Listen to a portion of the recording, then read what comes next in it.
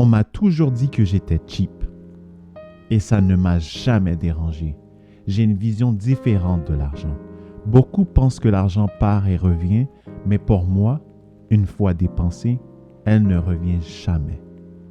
Si je gagne 1000 $ après avoir dépensé 1000 $, certains diront que c'est la preuve que l'argent circule.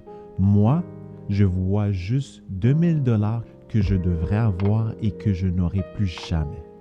Je ne vois pas l'argent comme un simple montant, mais comme mes heures de ma vie.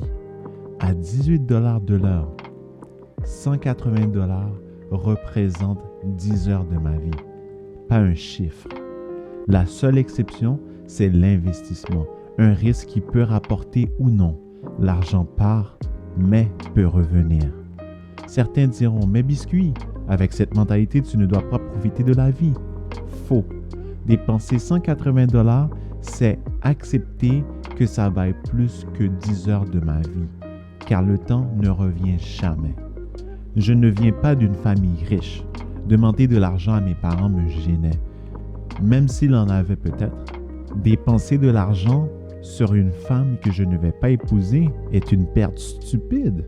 Acheter 100 $ de biscuits Subway est plus rentable qu'un date à 100 $ avec une personne qui ne restera même pas dans ma vie. C'est du gaspillage de vie. Et on va me dire, tu referas l'argent.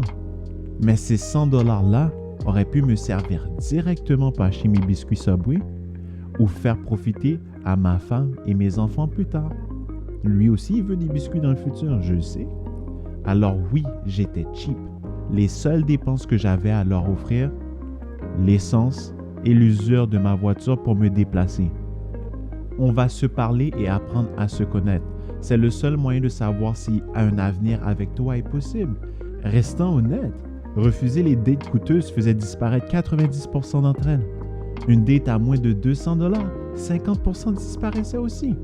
Je ne vais pas payer 200 $ pour mon interrogatoire. Mais non, j'aime pas la police comme ça.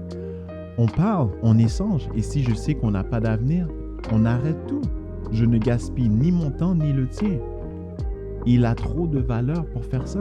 Dieu ne m'a pas donné ma vie pour des futilités, ou comme un Haïtien dirait, ranstaille. 1 à 2 femmes par mois vont venir donner de l'attention, mais très peu d'entre elles ont réellement des bonnes intentions. Et par la suite, il reste à savoir si celles qui ont des bonnes intentions sont même compatibles avec moi. Parce que c'est pas parce que c'est une bonne personne que c'est la bonne personne pour toi. Il faut rester honnête. Tu vas pas gaspiller son temps. Tu vas la laisser repartir et toi, tu repars dans ton chemin parce que c'est la bonne personne pour quelqu'un d'autre. Laisse-la vivre sa vie comme elle doit le vivre. Même avec les hommes, c'est la même chose. C'est pareil. Construire des amitiés avec des jaloux qui vous ralentissent est encore pire qu'aller à plusieurs dates. L'argent perdu dans des fausses amitiés et la famille qui ne vous aime même pas et qui ne vous respecte même pas.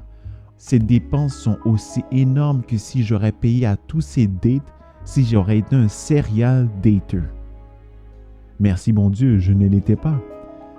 Mais encore une fois, j'ai perdu beaucoup d'argent dans des amitiés et même la famille qui sont juste là pour prendre mais qui ne redonnent jamais. On apprend de ses erreurs et on avance. J'ai la réputation d'être cheap.